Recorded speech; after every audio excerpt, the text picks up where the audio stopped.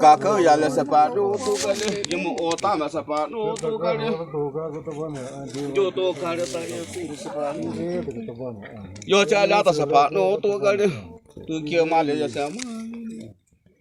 ra cô mẹ ta mà sa hao ra sa hao tu sập ra cô nuôi sơn lên mới học bớt sẽ có thể cô sẽ ya tu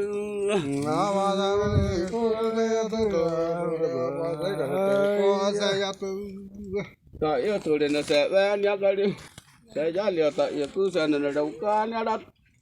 giờ anh em tôi yêu tu đến sẽ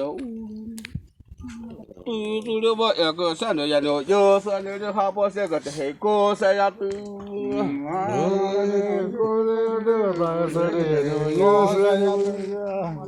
mà nó chỉ phải yêu cứ sẽ đượcแต่ยูสิไม่ได้ตอนนี้ว่าเดี๋ยวตัวยัง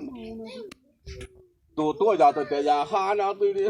เคยเลี้ยงตัวตัวจะตัวมัน